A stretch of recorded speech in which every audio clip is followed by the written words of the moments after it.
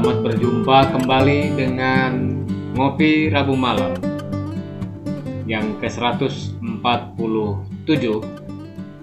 dengan tema pengadilan teks yang kali ini akan mendakwa cerpen Uyung Nuha berjudul Pojok Kamar Salom.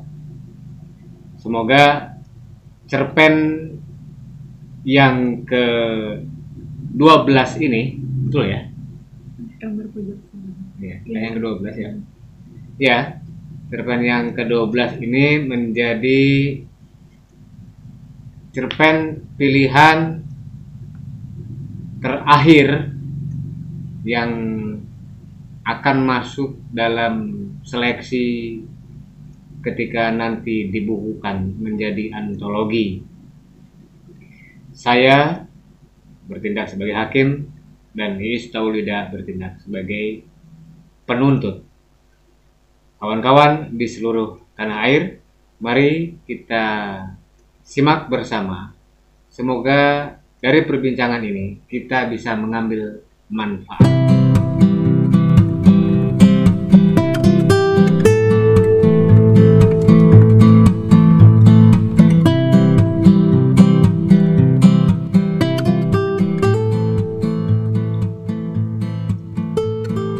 Saudara terdakwa, dengan judul Kamar Pojok Salom, apa yang hendak Anda sampaikan? Karena yang saya baca pada mulanya menceritakan seorang gadis bernama Salom yang berusia belasan, usia pelajar SMA, yang ternyata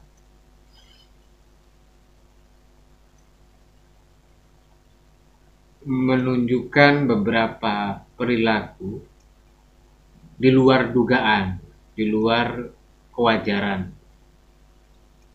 dan antara gaya dengan apa yang terjadi ketika dia bertemu bapaknya sangat kontras. Ada perilaku yang lebih menjurus kepada pergaulan bebas. Ada juga kesan bahwa si Salom ini dimanjakan betul oleh bapaknya. Tapi kemudian hampir menjelang akhir cerita terjadilah insiden yang saya pikir, entah ini apakah sudah direvisi atau belum.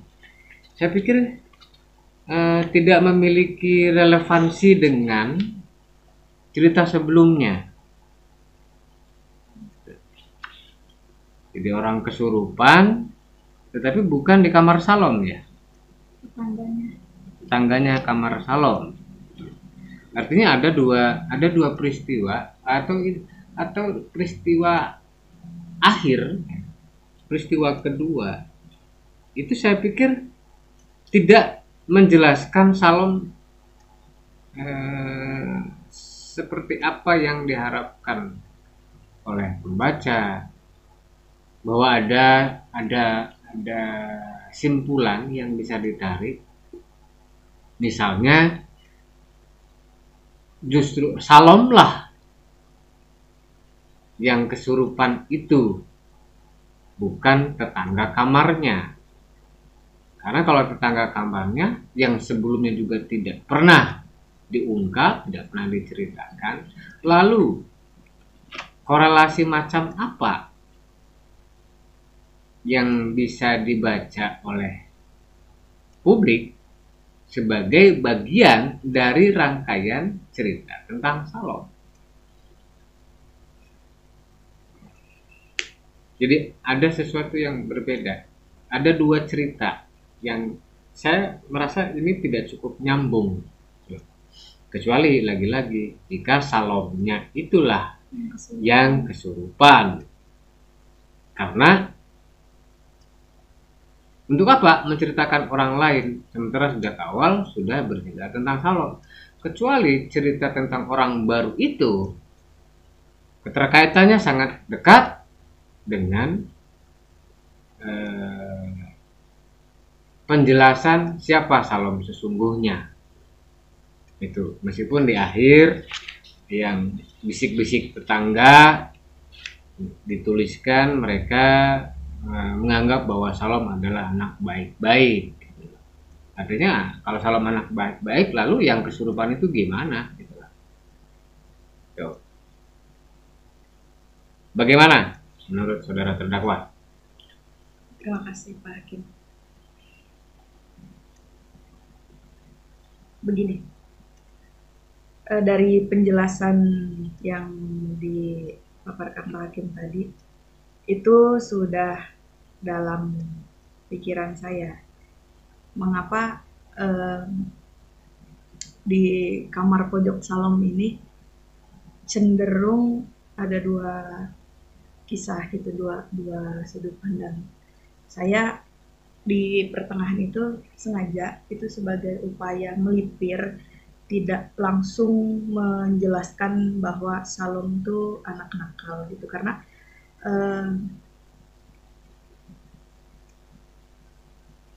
biasanya orang itu dia cenderung akan menduga-duga gitu loh, sebelum menemukan bukti-bukti, tetapi sudah menganggap si A itu begini, si B itu begini. Kayak misal ya yang terjadi di kampung lah, di masyarakat misalnya gitu, nggak cuma di kampung sih sebetulnya.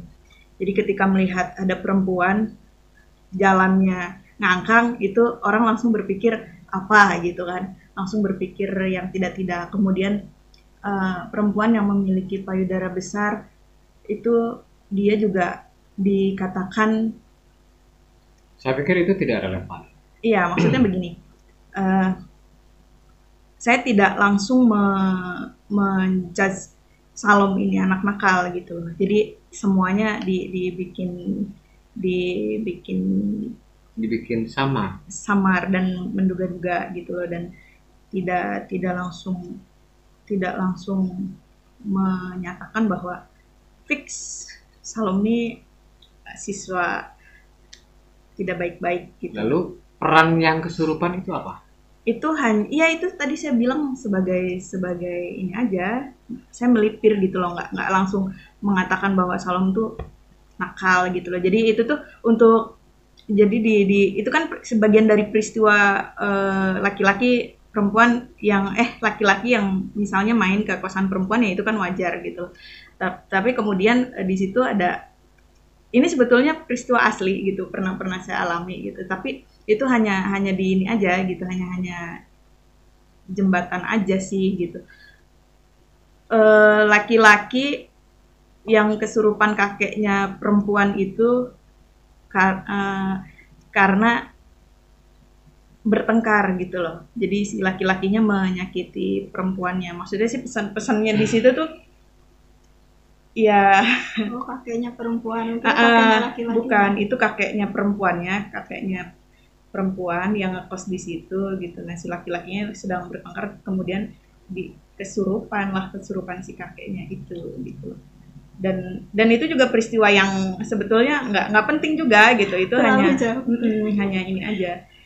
Hanya sebagai jembatan untuk saya sampai mengatakan bahwa belum tahu aja Salom gimana gitu, tapi saya nggak mau langsung jebret ke Salom tuh gini loh gitu, Salom tuh nakal begini, dan yang mendapatnya itu kan nenek tuh ibunya yang pemilik kosan gitu loh. Dia juga nggak langsung menegur dengan keras gitu loh bahwa Salom kamu anak nakal atau mengusir. Bahkan sejarahnya itu kan kamar pojoknya Salom ini sebelumnya penghuninya itu mahasiswa perguruan tinggi swasta yang ke gap bapak kos sedang melakukan ya entahlah apa gitu, begitu. Dituliskan enggak? Dituliskan. Ada di situ. Ada yang kalau pulang tengah malam, kemudian kan gerbang itu dikunci gitu, tapi dia jadi ada celah gitu untuk masuk ke kosan itu dari bengkel gitu, dari bengkel rumahnya gitu. Ya saya Ya, mendeskripsikan itu aja. tahun 93 itu saya pernah bikin laporan feature ya, dengan gaya bahasa feature, sebuah tempat bersejarah, tempat keramat. Ini liputan langsung peristiwa. Nah, di dalam liputan itu terdapat cerita nyata. Karena situasi muludan, rame, ada copet ketangkap, polisi menembakkan pistol ke udara, ribut sebentar, dan itu saya masukkan ke dalam laporan itu. Oleh redaktur dihapus karena nggak nyambung. Artinya dia tidak membantu intensitas penceritaan. Cerita itu menjadi tidak intens, menjadi terpenggal, menjadi tidak utuh. Karena jika pun tanpa peristiwa penangkapan copet itu, cerita tentang tempat keramat justru bisa lebih dinikmati.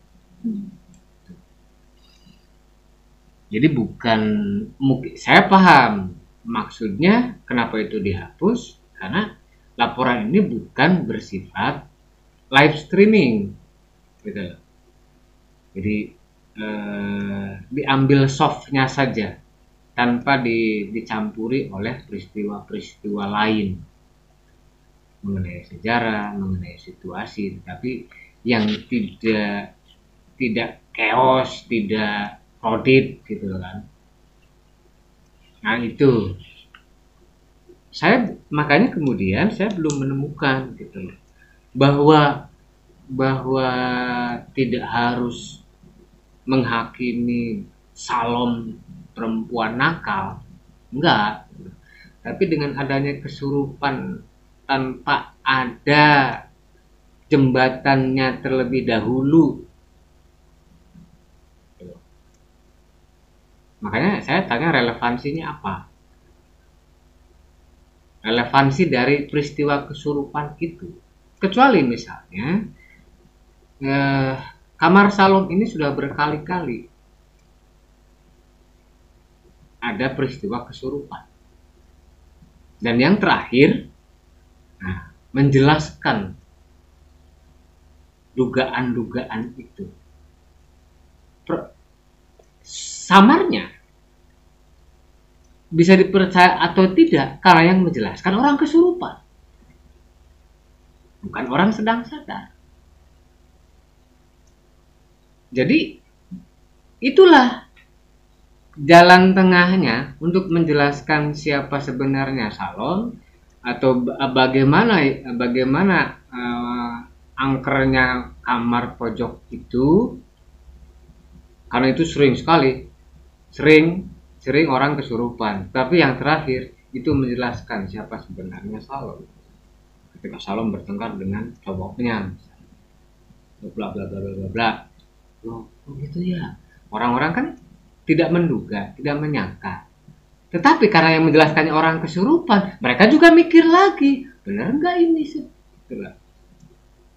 Akhirnya kan ya, nanti kalaupun cerita itu menyebar, pasti akan diembel-embeli oleh kata cowoknya yang kesurupan, bukan keterangan orang yang sadar. Itu baru relevan. Jadi misalnya kalau penulis bermaksud untuk melipir dan sebagainya, toh dengan perilaku laki-laki yang mabok, yang ngelinting, bukan kretek loh yang dilinting, itu ganja. Jelas-jelasan yang namanya dilinting itu ganja, kecuali tembakau yang biasa gitu kan. Misalnya puntung dibuang sembarangan, itu kan sudah menunjukkan perilaku tidak beres. Tidak bisa lagi dikatakan bahwa itu orang baik-baik. Orang baik-baik itu pasti tertib, rapi, bersih. Itu harus dicatat. Ada standarnya. Standar. Jadi kalau oleh penulis sudah dijelaskan perilakunya begitu. Lalu mau mengatakan bahwa itu tidak nakal dari mananya? Kecuali misalnya mereka sering sholat berjamaah. Laki-lakinya kalau wayahnya sholat, mereka pergi ke musola atau pergi ke masjid. Ya itu kan nggak ada yang tahu, maksudnya bapak kosnya sendiri itu Ya nggak tahu. sekarang kan pembaca bertanya, maksudnya mau kemana? Ketika penulis menjelaskan puntung rokok berserakan, itu ciri-ciri orang nakal, orang-orang nggak tertib. Nggak bisa dikatakan bahwa jangan berburuk sangka, bukti sudah ada. Iya, memang sudah menunjuk ke sana gitu. Iya. Cuma belum langsung ngejudge. Kecuali gitu, begini, yang ada dua pihak yang menuduh Salom dan teman-temannya bejat, satu yang karena tidak punya bukti, mereka jangan menuduh dulu. Kecuali begitu. Ya sekarang tuduhan kepada mereka oleh siapa? Oleh penulis sendiri. Penulis menjelaskan sendiri bahwa mereka memang tidak baik-baik. Iya, tetapi yang melihat itu tuh kan sesama anak kos. Jadi untuk ya udah dilaporkan ke bapak kosnya, tapi masa sih gitu. Jadi sambil lalu aja. Nah, sementara yang mengetahui itu si neneknya gitu loh. Nenek yang sudah yakin bulat betul gitu bahwa si anak ini memang bukan anak baik-baik gitu loh. Tapi untuk bapak kos sendiri tuh ya udah. Ya, ini banyak sekali orang yang harus dijelaskan. Ya, harus diberi penjelasan. Apa ini jangan main petak umpet dengan pembaca. Pembaca tahu arahnya kemana. Jangan kemudian ini seolah bahwa bapak kos nggak tahu, si nenek yang tahu. Pembaca bertanya, ini mau berpihak kepada siapa? Mau menjelaskan kepada siapa? Ke nenek atau ke si bapak kos? Atau ke si anak kos teman tetangga kamarnya? Fokusnya di mana? Kenapa harus bersusah-susah menciptakan peristiwa baru? Ya kan? Kecuali si nenek itu memprovokasi atau mempengaruhi bapak kos bahwa Salom itu anak gak benar, tapi bapak kos gak percaya. Baru boleh. Artinya ada dua pihak yang bertentangan di situ. Tetangga kamar kosnya segerombol dengan si nenek karena setiap harinya tahu persoalannya, peristiwa yang berlangsung seperti apa. Nah, pihak bapak kos karena tidak setiap hari ada di situ, merasa tidak percaya. Itu loh. Terjadilah peristiwa kesurupan. Tapi yang kesekian, misalnya, karena dari kamar pojok Salom itu sudah menyimpan misteri tertentu. Kalau cuma menjelaskan ada seorang cowok karena pertengkaran sebelumnya kemudian dia kesurupan dimasuki oleh kakek si ceweknya, ya itu orang lewat, sama saja dengan orang lewat. Tidak menjelaskan kamar itu, tidak menjelaskan Salom, tidak juga memberikan keterangan kepada bapak kos, si nenek dan tetangga kamarnya. Tidak ada. Kepentingannya apa? Kecuali misalnya si kakek yang nyurup itu mengatakan jangan seperti Salom, anak anu. Oh, saya kira Salom itu anak baik-baik, kata bapak kos. Ternyata begitu ya. Meskipun juga dia tidak 100% percaya karena yang ngomong orang kesurupan. Nah, kan gitu. Jadi si kakek cewek ini nyurup kepada si cowoknya yang karena habis pertengkaran. Tolong kamu jaga cucu saya. Jangan seperti Salom yang dirusak banyak laki-laki. Nah, jelas di situ. Nah, ini semua tercengang. Oh gitu toh. Ya tapi nanti fokusnya ke kesurupan itu ke mistisnya gitu loh. Saya tadinya sih nggak mau begitu juga gitu, mau memfokuskan ke cerita misteri. Ke cerita kamar pojoknya itu tuh bukan kamar pojok misteri gitu. Jadi sejarahnya tuh kamar pojok itu tuh memang kamar yang dihuni oleh orang-orang yang badung gitu loh, orang gitu aja. Ya kenapa harus dibantah? Kenapa harus disembunyikan dari pembaca dengan bukti-bukti jorok? Iya. kemudian mabok, ngeganja, pulang malam, nggak jelas gitu. Kalau sampai naik pagar misalnya, naik gerbang, itu kan sudah nggak bisa gitu loh. Yang baik-baik nggak bakalan loncat pagar, kecuali sangat terpaksa. Ini kan jadi kebiasaan. Gitu. Perilaku. Termasuk juga salomnya yang ternyata bukan anak orang kaya tetapi Bergaya orang kaya. Ya, manja dan seterusnya. Nggak bisa nyuci, nggak bisa ini, gitu. Ya, itu soal biasa. Mau ditambah lebih ekstrem lagi, bapaknya disuruh-suruh, bapaknya dibentak-bentak, gitu. Itu harus ada penekanan. Artinya antagonis dengan protagonisnya jelas. Di sini kan belum jelas. Ini antagonisnya siapa? Salom apa yang kesurupan? Nah itu kan yang kesurupan itu untuk ini ending aja sebetulnya, untuk mengatakan bahwa nggak tahu aja ya Salom gimana gitu. Nggak tahu aja Salom itu gimana. Justru si yang nyuruh itu yang menjelaskan. Iya. Itu lebih baik menjelaskan. Jangan seperti Salom durhaka kepada bapaknya. Anu. Bisa ya begitu ya? Kenapa tidak? Tetapi orang sekaligus pembaca tidak bisa meyakini itu 100% karena keluar dari mulut orang yang kesurupan. Orang tidak sadar. Maksudnya logikanya gitu loh, masuk nggak gitu kayak? Ya lebih masuk ini daripada orang kesurupan. Ini. Ya numpang lewat ini mah gitu lah. Nggak ada relevansinya. Meskipun di lokasi yang sama. Contohnya seperti yang saya ceritakan tadi.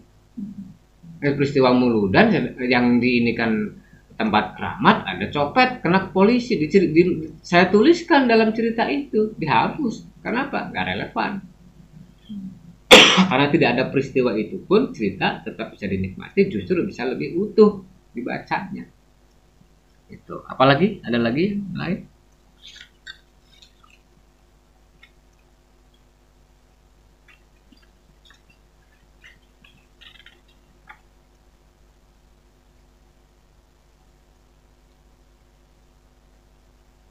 Ini kan Panung usianya 70 ya. Berarti neneknya itu kan ibunya. Udah tua, 85 90 ya. Kalau jadi pemuda kan 15 100. Biasanya udah pikun teh. Ya neneknya enggak pikun, neneknya enggak pikun. Apalagi nih sampai memperhatikan puntung rokok di kamar mandi. Iya, neneknya belum pikun karena saya terinspirasi oleh nenek seseorang yang Iya, nggak apa-apa. Terinspirasi oleh nenek siapapun nggak apa-apa, asal logis. Iya. Jadi ukuran kakek itu, ukuran tua itu dari 60. Mulai 60 ke atas itu sudah. Iya, Bapak kosnya juga ada. Tetapi sewajarnya orang yang masih bisa mengingat orang yang belum pikun lah. Meskipun almarhum abah saya juga 70 lebih belum pikun gitu loh.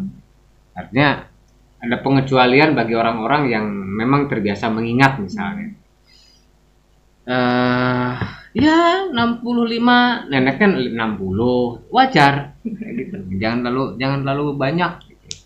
Jangan terlalu menimbulkan kecurigaan. Curiga ini kalau 70 masih bisa jalan nggak itu ya? Masih bisa Ini anaknya yang 70. Anaknya yang 70. Nah, ibunya kan berarti lebih tua lagi. Tua kan. Masya Allah. Masih nyapu-nyapu, masih bersih-bersih. Enggak, kalau nenek mah enggak, yang nyapu-nyapu kakek. Jadi cuma ngontrol aja. Kalau nenek terus ngontrol aja gitu. Lihat-lihat gitu, jalan. Karena kan udah tua tuh kan harus jalan gitu, olahraga gitu-gitulah. Ya, diukur. Iya. Distandarkan. Iya. Jangan terlalu ini gitu. 65 ya, 65. 65, 60 gitu udah cukup gitu kan. Orang akan memberikan maklum. Oh, segitu pas dipanggil nenek, dipanggil kakek. Itu pas. Kalau bapak kosnya 70, neneknya berapa? Ya, sekitar, 65. Neneknya 65. Kalau neneknya itu apa? Kakeknya, neneknya. Ya jangan kakeknya neneknya dong. Kalau kakek dengan neneknya berarti suami istri. Enggak, bapak kos punya ibunya si bapak kos. Itu usianya berapa? Kalau bapak kosnya 70, ibunya 90 atau 100. Iya, 90-an. Oh ya udah modal. Saya pikir kun banget. Saya mikir 90 dan Iya, masih rock. enggak bakal memperhatikan. Enggak ya, berarti Bapak kosnya berapa Enggak, usianya? enggak umum. Dimudahin Enggak lah umum. 40 ya. Enggak umum, udah punya ada, kosan, gitu. ada tapi tidak umum. Tidak umum. 40, ya udahlah 45, 46 Apanya? umur Bapak Bapak kos. kosnya. 50. Ibunya tuh berumur 70, pantas. 50 atau 55. Itu bisa. Oke. Jadi dari usia aja kan sudah masalah ini. Kalau anaknya udah 70 tahun, ibunya berapa? Iya, makanya kan Tuh nggak loh. percaya. Kecuali ada pengecualian lagi gitu.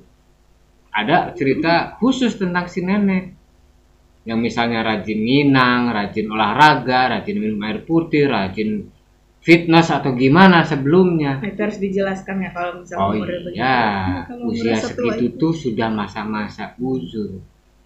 Sudah pikun pagi makan ditanya sama cucunya dibilangnya belum. Bahkan marah-marah, aku seharian nggak dikasih makan. Enggak, papa nggak bikin jengkel kayak gitu. Dari aku banget. Nah, kayak gitu.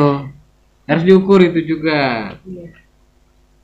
Jadi ini fokus, harus fokus, intens. Nah, ini peristiwa kesurupan di kamar yang lain itu memenggal seluruh. Jadi orang lagi sedang mimpi, lagi enak-enaknya dibangunin kayak gitu tuh. Ini apa hubungannya, apa urusannya gitu loh. Atau lagi enak-enaknya makan, piringnya diambil. Gitu loh. Ya, orang pleret yang jual. Itu kayak gitu. Jadi ini apa sih maksudnya? Ya melipir maksudnya biar nggak terlalu kenyang, ya ngajak ribut arahnya kunci. Ya kan beda ya. Gitu. Iya maksudnya kan sekarang kepentingannya apa harus menghadirkan itu? Jika tidak ada itu, salahnya di mana? Kalau tidak ada itu, tidak utuhnya di mana? kalau tidak ada itu kayaknya terlalu ngebrak aja gitu, terlalu ceritanya saya lurus. Itu artinya karena tidak membuka kemungkinan lain. Iya, karena memang yang terpikir itu gitu. Maksudnya itu makanya kan tadi dijelaskan Pak Hakim kalau yang kesurupannya adalah pacarnya Salom atau Salomnya tapi di kamarnya Salom bukan di kamar tetangga kosnya gitu kan. Ini kan karena di tetangga kosnya. Iya, atau kalau di tangga kosnya juga nggak apa-apa. Asal Ngomongin Salom. Asal ngomongin Salom. Iya, aku kan fokusnya ke Salom. Salome. ngomongin jangan sampai disakiti doang. Jangan, Iya, jangan menyakiti sampai- cucu saya. Jangan seperti Salom yang mau dianu sama banyak laki-laki. Anu. Orang kan kaget semua gitu. Kan Selalu merasa si nenek tertuduh. kok bener ya seperti yang saya. Yang ngebatin Iya. nenek gitu. Saya duga. Nah, neneknya begitu. Kayak Maksud gitu. saya sih begitu ke arah Tapi- begitu. Tapi nggak nenek tuh nggak mau yang Si bapak kosnya ada nggak di situ? ada. Ada. Kan datang semua. Bagaimana caranya mempercayai orang kesurupan?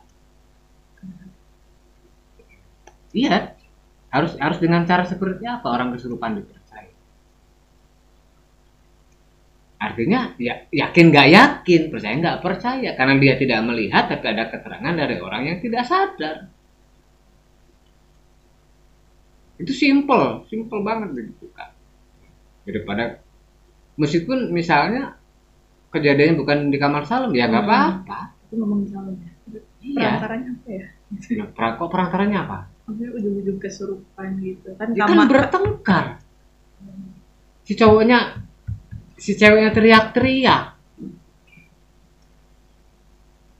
Kaget itu kan karena si ceweknya teriak-teriak, bukan tiba-tiba tuh aing mau. Enggak itu enggak bikin orang kaget. Enggak bikin orang geger. Si ceweknya teriak-teriak, nangis. Yang lain pada keluar. Tuh.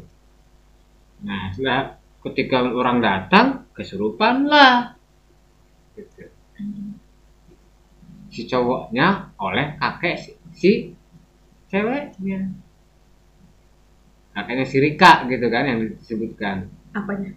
Si Rika kan? Enggak, Rika dengan aku itu yang Oh iya, mendapati Temen kamar itu yang beda lagi Iya. gitu. Ya jangan kebanyakan tokoh lah bingung gitu. Sampai ada anaknya bapak kos. Membingungkan Iya, anaknya namanya bapak kacamata kos, kritis. iparnya, kemudian ipar temennya. Ya kan iya orang lagi kesurupan gitu digerudukan berarti kan banyak gitu loh. Karena itu kosannya juga dekat Ya dengan orang-orang aja udah, Nggak apa-apa, ya. orang siapa saja. maksudnya sih agar lebih detail gitu. Enggak. Ada yang komen. Enggak. Detail yang begitu itu enggak penting, enggak perlu.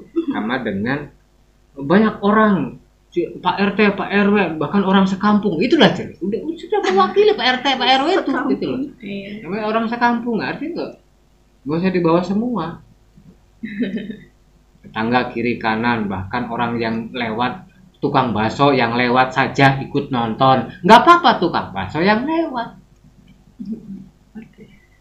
agar terlihat banyak kan. Tuh, jadi jangan disebutkan iparnya wah ini silsilah, Nggak ada ipar, nggak ada. bukan silsilah gitu loh. Silsilah nggak penting di situ. Keluarga Anaknya. cemara bapak. Anaknya bapak kos nih. Misalnya rombongan ibu-ibu pengajian udah banyak gitu, menyebutkan satu aja rombongan ibu-ibu pengajian, Iya. kali minimal 5 sampai 10. Yang lagi lewat gitu ya. Nah, Mampir dulu. nggak usah disebutkan satu-satu. Mampir ada apa aja. Oh, Gitu loh. ada anak kos. Rombongan ibu-ibu pengajian, jelas itu banyaknya itu. Jadi bagaimana caranya menyebut satu tapi efeknya banyak gitu loh, kesannya, dan memang terbayang banyak. Oke ya, ini diganti. Iya. Sudah ditandai. Jadi jangan lah. Ini sudah hampir si nenek ini sudah mestinya hampir pada tindakan teguran kepada Salom. Iya, sudah Terjadilah peristiwa kesurupan kan dia itu. sudah mengumpulkan cangkang obat lah, puntung rokok lah gitu loh. Tapi karena Salom ini kan kalau pagi sampai sore tuh nggak ada gitu, dan Ya, kalau nggak ada, kecurigaan tambah kuat. Jelasin lagi tuh. Kecurigaan tambah kuat. ya maksudnya kan sekolah sebelum Iya, COVID kecurigaan ya gitu. tambah kuat. Kecuali yang bisa kemudian membuat si nenek ragu adalah sikap Salom kepada nenek sampai Yang sering ngasih apa, lama, sering ngasih apa. jadi itu Bingung. Nah, Iya, baru itu bikin itu bingung. konflik. Kalau itu nggak ada konflik, Iya. itu mengidentifikasi kesalahan yang akan menghasilkan teguran. Si Salom akan ditegur oleh si nenek. Dan nenek juga ketika Salomnya baik juga agak keder kan, Nah, agak bingung. mestinya gitu. kan tahu sendiri ya. Iya, tadinya begitu, tetapi ya sudahlah, melipir tetangganya yang kesurupan. Iya. Tapi nggak nyambung. Apa? Kalau nggak begitu kan nggak di. Ya nggak begitu juga. Enggak, maksudnya Nggak begitu juga. nggak ketemu, ya biarkan saja. Mungkin ini maksudnya ingin memberikan kejutan dan membiarkan tuduhan-tuduhan itu begitu Ya cuma saja. pembacanya merasa dibodohi dong. Cuman Kalau saya sebagai akhirnya- pembaca kan saya merasa dibodohi dengan Akhirnya melipirnya cara tuh seperti itu. kejauhan. Ini hubungannya apa tiba-tiba nongol?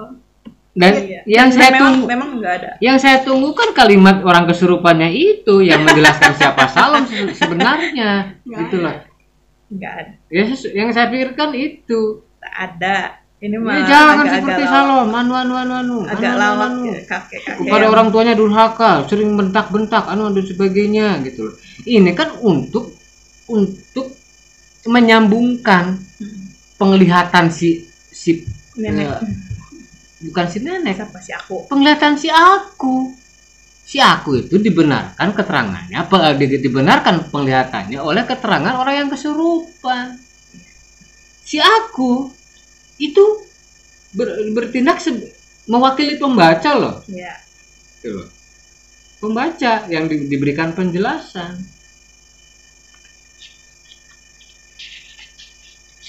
Jadi nggak ada istilahnya.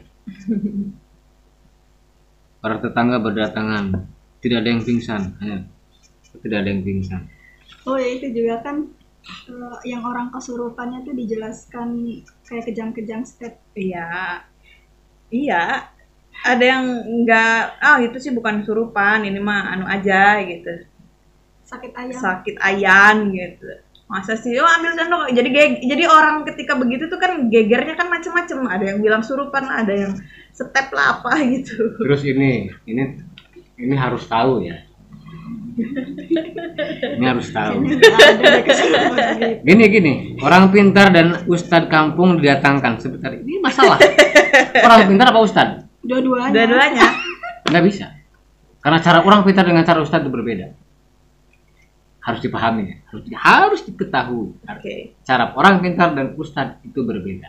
Ini sepakat berarti. Tetapi Sama tidak dengan tentu tidak. penjelasannya antara ruqyah dengan ruwatan itu berbeda. Termasuk orang yang melakukannya. Iya, tidak bareng Ustadz dengan orang pintar, tidak Ya, bareng langsung. jangan dibarengkan langsung dong di sininya. Iya, Di maksudnya dalam maksudnya kalimatnya. biar nggak banyak-banyak inilah. Oh, gitu. enggak begitu Harus juga. urut gitu. Jadi maksudnya sih Nggak begitu. wong sampai singawit Ustadz sampai Itu namanya paranormal. itu namanya mempan. buntel kadut. Ya gitu. Untuk ngatasi kayak gitu aja harus datangkan ustadz orang pintar. Ya karena bapak kosnya sendiri juga nggak bisa gitu loh, takut lah. Ya Kalau kan ustadz yang biasa ngimamin Di di masjid musola. selesai. Jadi ibu-ibu jamaah tadi Gitu. yang pulang. kan tidak kemudian ada penjelasan bahwa itu sembuh kan? tidak. Lah iya, orang yang biasa aja. Diminum setelah Seperti diberi hebat minum. banget itu yang orang yang kesurupannya. Kalau harus manggil orang pintar dan ustaz. Ada ini juga kelapa muda. Iya. Angel loh kelapa muda ki. Kembang 7 rupa ki. Angel. Itu kayaknya keracunan. Keracunan. Kesurupan keracunan sebenarnya. Iya ada di bawah kan kok. Ya ada tapi kemudian belakangan. Jadi Kalau udah sadar ini biasanya. saksi itu kan orang pertama yang melihat. Ketika tiba-tiba Bukan, si aku bukan orang pertama yang melihat. Jadi Iya, bapak kos dulu, tapi- bapak kos teriak-teriak tapi manggilin anak. ukurannya itu kan ukuran menit, bukan ukuran jam. Sementara mendatangkan kelapa muda dengan kembang 7 rupa itu ada hitungan Lama. jam. Harus Biasanya- beli dulu ke warung kembang, Kan warungnya harus deket, beli dulu ke warungnya kelapa deket muda. kosan, warungnya. Ya, yang ngarang bobodo pembaca namanya kalau kayak gitu tuh. Ya, Ini yang harus dipahami, logika waktu, logika barang. Barang ini mudah atau susah didapatkan, Jangan bilang didapatkannya. dalam manjat. Jangan bilang di dalam kamar itu sudah ada kelapa muda. Di depannya, pohon kelapa. Ada pohon kelapa muda, orang tinggal metik. Ada kembang 7 rupa, orang tinggal ngerawun. Iya, di kosannya tuh ada. Ini yang kesurupan itu si cowok ini atau penulisnya? Menulis. Tuh. Nulisnya. Ini biasanya kelapa muda kalau dia udah sadar sih kayak biar segera. Dan kelapa muda Iya. itu bukan cuma kelapa muda, tapi kelapa cengkir. Kelapa obat itu kelapa yang dipetik tidak jatuh dari atas dibawa ke bawah, bukan dijatuhkan. Itu yang menjadi obat. Catat. Makanya jangan sembarang. Baik, catat. Jangan Catat. sembarang. Kelapa Kalau obat jatuh, itu bukan obatnya kelapa hilang, yang ya? dijatuhkan. Kalau Udah jatuh genjur itu. Obatnya itu. Nggak bisa. Oke. Makanya kenapa? Mahal. Cara ngambilnya juga susah. Oh, gitu. Tidak dengan dijatuhkan. Tapi itu di pohon yang sama dengan dugan gitu. Ya dengan nggak kelapa. bisa. Apa nggak berbeda usul. pohonnya? Cengkir rata-rata. Oh, pohonnya berbeda dengan. Cengkir. Jenisnya cengkir. Aku baru tahu Atau- ada kelapa cengkir. Nah. Emangnya mangga doang? Mangga Buat 7 bulan tuh pakai cengkir. Iya, itu kan yang kuning kan. Oh, yang Aku kuning. dengeran tuh Yang itu kelapa kuning puan buat 7 katanya. bulan. Kelapa cengkir. cengkir ya. Kalau di sini cengkir nggak tahu di tempat lain. Terus ada juga yang kelapa hijau yang buat obat itu. Tapi memang Iya, cara kalau ngambilnya di juga pot- begitu. Kalau dikupas Tidak digebrugin dari atas.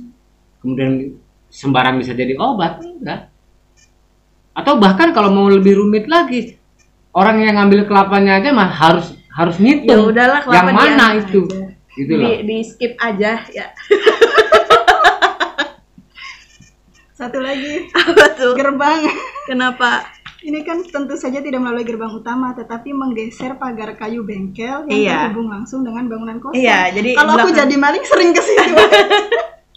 Jadi udah tahu. Jadi belakangnya tuh bengkel. Jadi Oh, kosan, belakang. kosan. Kemudian di Kirain sininya samping. tuh bengkel. Tapi bisa nembus ke sini gitu loh. Bisa nembus ke kosannya. Dari Bengkel sini. nggak digembok ya? Pakai yang kayu apa sih? Gitu loh, cuma digeser gitu. Semua orang yang berada di situ serempak menjawab iya, tidak. Saya nggak ngerti. Iya, tidak. Itu lagi di ruang kelas kayaknya. Iya, tidak. Oh, saya lupa dengan Itu yang tulisan. kesurupan. Kan gini. menjawab Iya, tidak maksudnya Sudah iya. pernah melihat orang kesurupan, orang menyembuhkan yang kesurupan belum? Belum. Taunya orang kesurupan. Tetapi Ada juga dialog. Anda, Iya. Assalamualaikum, Anda siapa? Kalau dia menjawab salam berarti bisa diajak ngobrol baik-baik. Kalau tidak, kamu mau keluar? Kamu mau keluar atau enggak? Kayaknya bagian itu di ini aja deh. Kalau tidak mau keluar, Saya nggak mau mistis-mistisan lah. nah makanya. Langsung ke ini aja ke salonnya aja langsung. Maka Karena dari ini itu. juga iya emang mulainya dari menjelang ending kan peristiwa. Nah, kalau nggak pernah peristiwa- mengalami atau nggak pernah menyaksikan peristiwa kesurupan dari awal sampai akhir, Mengalami pernah, tetapi Iya. ya ini begini tetapi kejadian. ada karangannya di sini.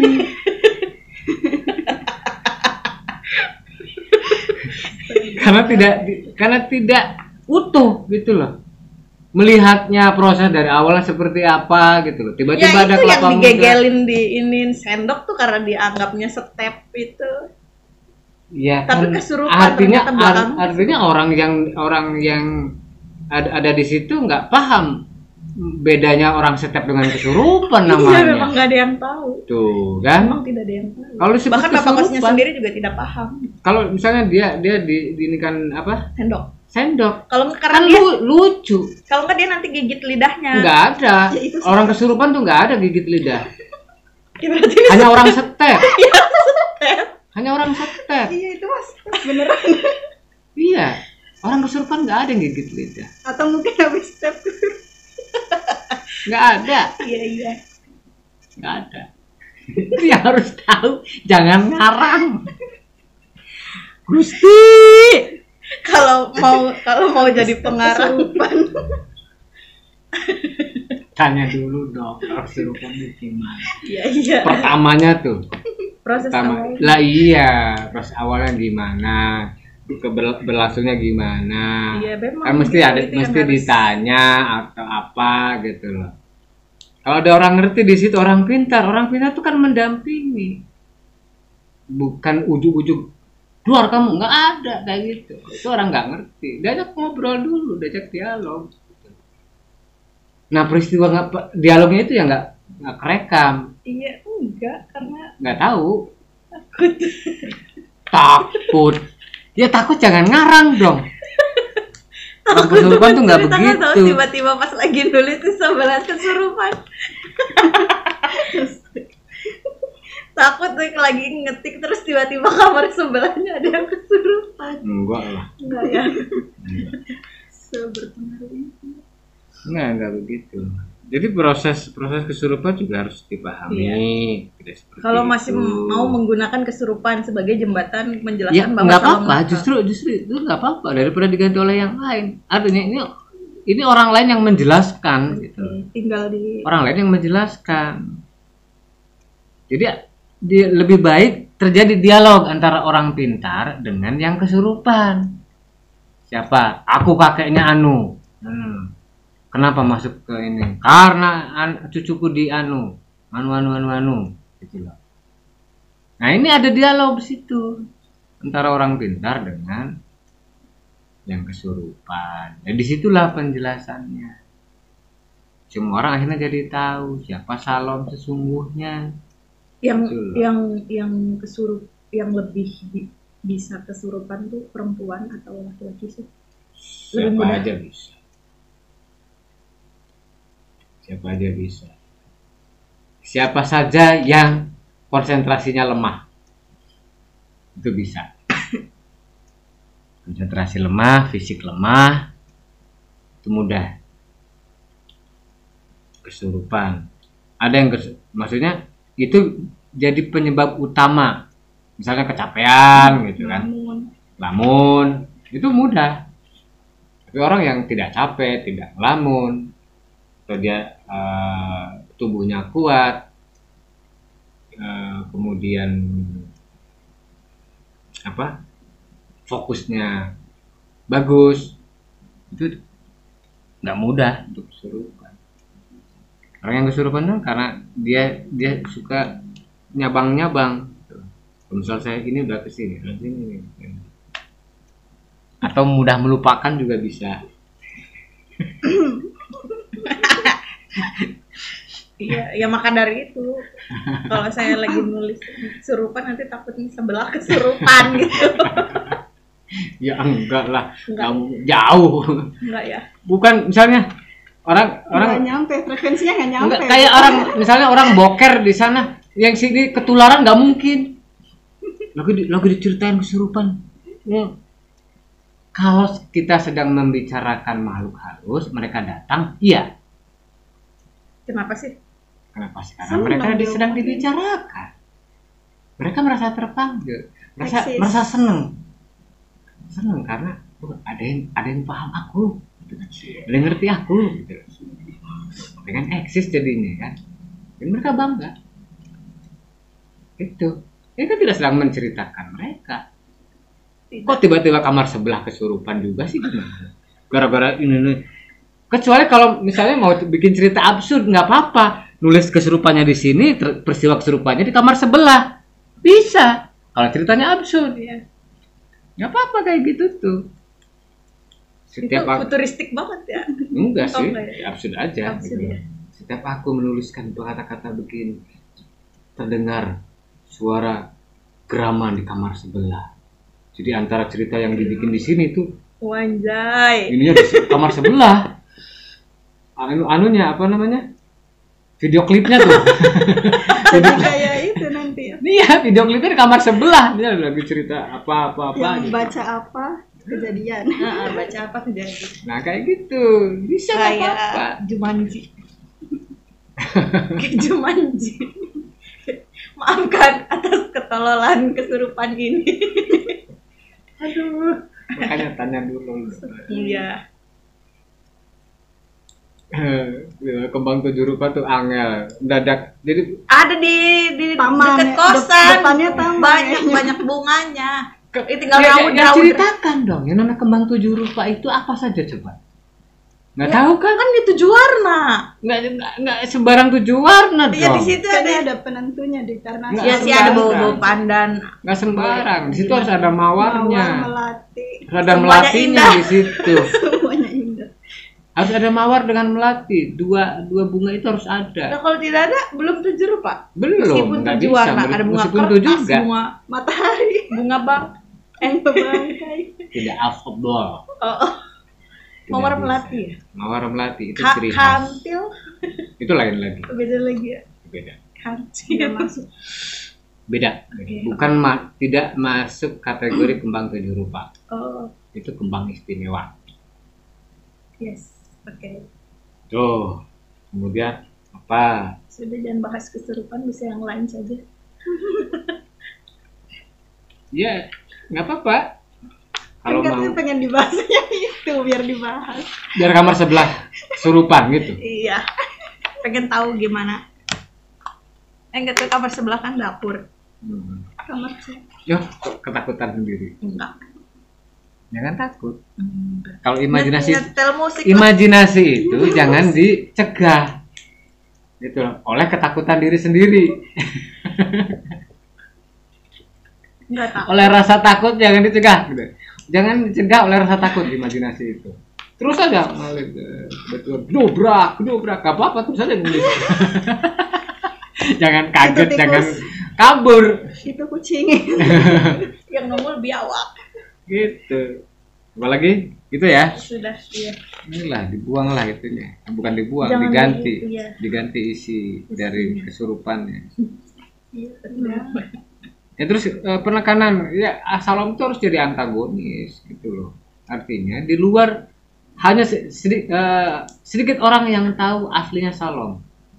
Gitu loh. Sedikit orang yang tahu aslinya Salom. Tetapi akhirnya semua orang tahu bagaimana Salom lewat media kesurupan. Misalnya juga ada karena dia terlihat ini kadernya penulis sudah menjelaskan yang anak gak baik-baik sih kader. Lah, belum. Hah? Belum, tanda-tanda aja. Tanda-tanda aja. Tanda-tandanya kan teman-temannya cowok semua. Ada ceweknya. Iya, kerokok sembarangan, bikin buang sampah. Tapi kan yang tahu penulis yang tahu Ya, nggak kan bisa, aku nggak bisa. saja gitu loh. Kemudian nenek survei kan, nenek. Oh, Si aku itu mewakili tidak hanya dirinya sendiri. Ada nenek di situ. Yang diam tapi mengamati. iya. Karena kalau cuma si aku, ini kayak orang menyengajakan diri. Iya, makanya aku sih tidak ini, aku sih anu aja. mendapati peristiwa-peristiwa yang terlihat aja, tapi kan nenek nih yang sering Nah, apa-apa justru gitu. fokusnya kan antagonisnya Salom, protagonisnya nenek. Orang lain jadi saksi. Keterangan validnya dijelaskan oleh orang yang kesurupan. Baru semuanya terkuak. Orang tetap nggak percaya. Karena apa? Secara langsung tidak melihat tindakan itu. Si nenek sekalipun baru dugaan. Iya. Maka penjelasannya lewat kesamaran itu. Jadi ngomong obat-obat apa itu sih pembaca anggap saja belum tahu gitu. Jadi itu tuh aku yang tahu gitu terus. Loh, kok gitu ya? Nggak Nggak bisa bisa. ya? Nggak bisa ngasih kode-kode itu yang kita umum sudah nulis trihek, tramadol apa. Loh. Itu nggak bisa, ya? nggak bisa dijadikan cuma si aku yang tahu. Oke. Itu sudah pertanda anak nggak bener. Jangan seperti bersembunyi di bawah neon. Nggak kelihatan loh. Oke, itu lagi. Apa lagi? Saya percaya, tidak percaya. Salom kan masih kecil, masa depannya masih panjang. Saya percaya tidak percaya. Saya percaya tidak percaya. Harus dibaca nih.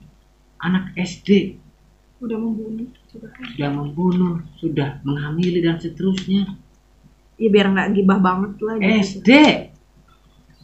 Tapi kan Bukan saksinya siapa itu kan yang maksudnya gini sudut pandangnya tuh. Artinya sekarang ini sudah kacau gitu. Ini sudah kacau. Jangan menganggap bahwa usia 15-16 tahun tuh kemudian semuanya baik-baik. Gak ngerti apa-apa. Gak begitu, gak bisa. Umur 4 tahun bisa main TikTok, bisa bikin diri. Dari mana asalnya? Yang memfilter siapa? Kalau misalnya ada konten-konten porno di situ, siapa yang mencegah? Gak bisa. Gitu loh. Ini penulisnya aja yang lugu. Lucu Menganggap bahwa usia goblok. segitu nggak ngerti apa-apa. Nggak mungkin ada peribahasa om culik aku dong kalau itu dilakukan oleh perempuan dewasa. Itu remaja yang melakukan. Om culik aku dong. Itu loh. Akhirnya mereka belajar di mana nggak tahu, tetapi pada ahli, pada baik. Oke ya. Oke. Apalagi banyak sih sebenarnya, cuma Iya banyak yang disebutkan sebagai tumpang tindih dan campur aduk. nah itu yang saya maksud. Campur aduk. Sudut pandangnya juga jangan dari sudut pandang. Misalnya gini, si aku memposisikan diri sebagai orang yang ngekos bukan sama itu sih, yang melihat secara memposisikan diri sebagai orang yang nggak ngerti perkembangan dunia itu nggak bisa. Karena si aku, si narator itu orang yang pihak yang serba tahu, enggak. pihak yang menguasai psikologi pembaca, bukan pihak yang dibodohkan. Kalau nggak remaja kayak gitu dianggap oleh si aku sebagai begini. Jika si aku menganggap bahwa remaja usia Salom itu anak baik-baik, pasti anak baik-baik usia segitu, itu kan memosisikan si narator, si aku, si saksi mata sebagai orang yang nggak ngerti perkembangan dunia. Ini jadi masalah. Kalau mau menceritakan kebodohan itu pihak lain, bukan si akunya yang bodoh, bukan si akunya yang lugu. Gitu. Kecuali fokusnya kepada si aku, cerita tentang si aku, mungkin karena kebodohanku. Nah itu diantaranya bercerita tentang dirinya. Kalau mau dilugukan, kalau mau dianggap tidak tahu perkembangan dunia, nggak ngerti psikologi pembaca, psikologi manusia dan lain-lain gitu lah. Tetapi karena pihak lain ya, maka si aku harus bisa menjelaskan. Dia menguasai persoalan, bukan orang yang dibodohkan. Kalau orang yang dibodohkan dia nggak boleh cerita panjang-panjang loh. nggak boleh menceritakan pengetahuan yang lain. Nanti jadi tabrakan. Katanya lugu, kok bisa tahu ini, bisa tahu itu. Katanya pinter, kok yang kayak gitu aja nggak paham. Nah, tuh. Oke ya, ini logik. Makanya tetapkan watak tokoh, latar belakang tokoh. Latar belakangnya apa, wataknya seperti apa, kalau perilakunya seperti apa, ciptakan di situ antagonis dengan protagonis dan terjadilah konflik. Tidak mesti ada kesimpulan, tapi ada keterangan yang bisa dipahami bersama, pesan sampai. Bisa diterima ya? Oke, ada lagi? Kalau tidak ada kita sudahi. Baik, kawan-kawan di seluruh tanah air, demikian perbincangan kami tentang cerpen berjudul Kamar Pojok Salom karya Uyung Nuha. Semoga ada manfaat yang bisa kita ambil bersama. Insya Allah kita akan bertemu lagi di Ngopi Rabu Malam ke 148 Rabu depan dengan tema yang sama, judul yang berbeda. Mohon maaf jika banyak kekurangan. Terima kasih sudah mengapresiasi perbincangan ini. Wassalamualaikum warahmatullahi wabarakatuh. Waalaikumsalam warahmatullahi wabarakatuh.